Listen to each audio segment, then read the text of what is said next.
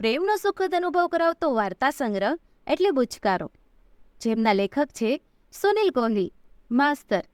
પ્રસ્તુત છે બુચકારોની 5મી વાર્તા, ખાલી શીશીમાં તડકો. તડકો ધીમે ધીમે મંદ પડી રહ્યો હતો અને સાથે જીવરામની આંખો પણ વીંચાઈ રહી હતી.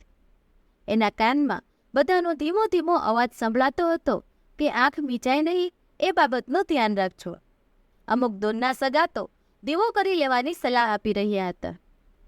સૂરજ આથમી ગયો, પણ જીવરામનો જીવ કોઈક વાતમાં અટવાયેલો પડ્યો હતો.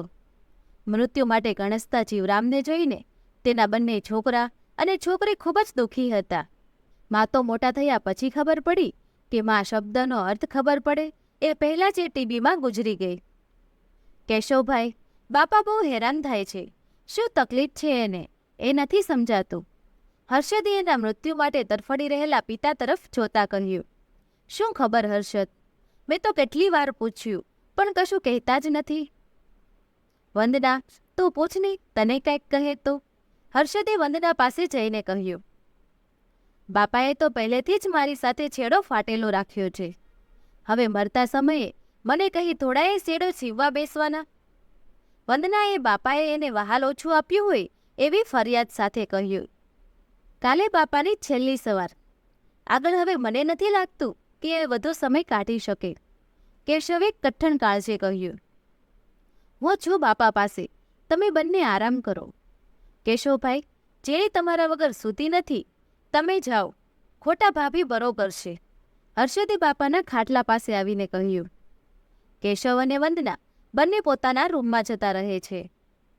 હર્ષદ બાપાના પગ પર હાથ ફેરવતો તો ઘડીક માથું દબાવતો. શું વાત હશે? પ્રોપર્ટીની કોઈ ચિંતા? પણ એ તો બાપાએ સુખેથી બધું વેચી દીધું છે. વંદનાના લગ્નની ચિંતા હોય, પણ હજી તો એ નાની છે. જીણી અને ભાભીનો તો કોઈ પ્રશ્ન જ લાગતો નથી. હજારો વિચારોના વમળમાં હર્ષદ ગૂંચવાતો ગયો, પણ તેને જવાબ ના મળ્યો.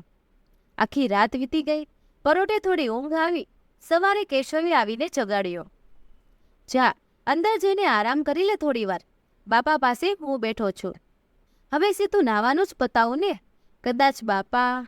બોલતા બોલતા તે અટકી ગયો. આખી રાત કંઈ તકલીફ તો નથી પડી ને બાપુજીને? ધર્મિષ્ઠાએ પૂછ્યું. ના ના ભાભી, એ તો હું ડોક્યું કરી લેતો હતો. જીણી તૈયાર થઈ ગઈ નિશાળે જવા? હર્ષદે આંખ ચોળતા ચોળતા પૂછ્યું. આજે એને નથી જવું. સવારની રોવે જ છે કે બસ દાદા પાસે જ રહેવું છે. હું એના કકળાટથી થાકી એટલે કંટાળીને માની ગઈ. એ પડી અંદર, એની ખાલી શીશી લઈને બેઠી. હમણાં આવશે બહાર, ધર્મિષ્ઠાએ કંટાળીને કહ્યું. થોડી વારમાં તો બધા પોતપોતાનું રોજિંદું કામ પતાવીને બાપાના ખાટલા પાસે આવીને બેઠા. આડોશી પાડોશી એની નત નવી સલાહો દઈને પરવારી ગયા હતા. બપોરના 4 વાગ્યા હશે. બાપાએ આંખો ખોલી. સામે જોયું તો જીણી બેઠી બેઠી ખાલી શીશી લઈને તડકામાં રમતી હતી. બાપાએ એને બોલાવી, પણ એ સમજી ન શકી. એટલે હર્ષદે એને બાપા પાસે જવા કહ્યું. બાપાએ ઈશારામાં પૂછ્યું પણ ખરું, શું રમે છો જીણી? પણ તે સમજી ના શકી. હર્ષદે એને પૂછ્યું, તું આ શું રમે છે બેટા? ખાલી શીશીમાં તડકો ભરવાની રમત રમું છું, જીણીએ જવાબ આપ્યો. જવાબની સાથે જ ડેલી ખુલ્લી અને સામે એક આધેડ ઉંમરની સ્ત્રી ઊભી હતી. લાંબા કાળા વાળ, શરીર ભરાવદાર હતું, કદાચ ઉંમરના કારણે. કાળી આંખો, બાંધણીની સાદી સાડી પહેરી હતી. સાડી સાથે મેચિંગ બંગડી અને કપાળે ચાંદલો. લાલ સેથો એ કાળા વાળને વધુ સુંદર બનાવતો હતો. તેણે કાખમાં 5-6 વર્ષની ઝીણી જેવી જ એક છોકરી તેડી હતી. ઘૂંઘરાળું વાળ હતા અને ભૂરું ફ્રોક પહેરેલું હતું. એના હાથમાં એક ઢેંગલી હતી, એ પણ 2 ચોટલાવાળી. તમે કોણ? કેશવે આવોની જગ્યાએ એક અલગ જ સવાલ કર્યો. એ સ્ત્રી જવાબ આપવાની જગ્યાએ સીધી દોડીને જીવરામને વળગી ગઈ. જીવરામે પણ એની પીઠ પર હાથ રાખી દીધો. બંને ખૂબ રડ્યા. આ બાજુ કેશવ, ધર્મિષ્ઠા, વંદના અને હર્ષદ અચંબિત થઈ બધું જોઈ રહ્યા હતા. રડવાના અવાજથી 2-4 પાડોશીઓ પણ ભેગા થઈ ગયા હતા. એ આ આધેડ ઉંમરની સ્ત્રીને ઓળખી ગયા અને જાત જાતની વાતો બણબણવા લાગ્યા. મારી વગર તમે કેમ જઈ શકો? આ બિચારી મનકીનો તો વિચારો. એની હજી ઉંમર જ શું છે? આધેડ ઉંમરની સ્ત્રી જીવરામની છાતીએ વળગીને બોલી. સામે કોઈ જ જવાબ ન આવ્યો. એ સ્ત્રી રડતા રડતા બોલતી રહી, પણ કોઈ જવાબ ના મળ્યો. એણે માથું ઊંચું કરીને જોયું તો જીવરામના રામ થઈ ગયા હતા.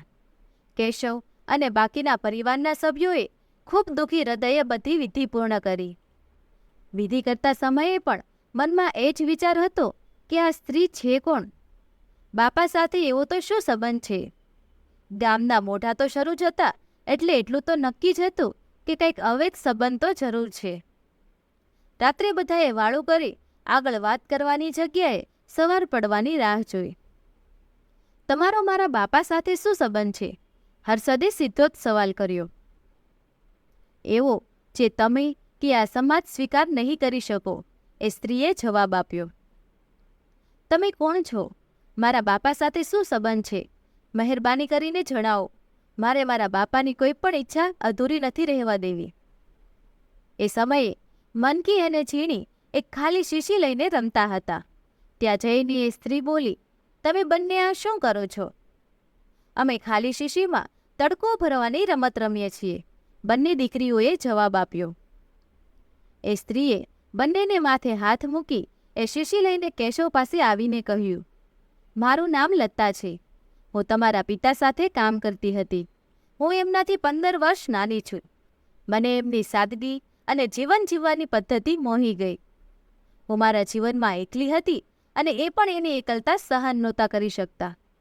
એના જીવનમાં હું આ ખાલી શીશી સમાન હતી અને એ મારો તડકો હતા જે હું મારા જીવનમાં ભરવા માંગતી હતી. પણ એ તડકો ક્યાં ખાલી શીશીમાં ભરાવાનો હતો? એ તો સાંજ પડતા પડતા નમી જ જવાનો હતો.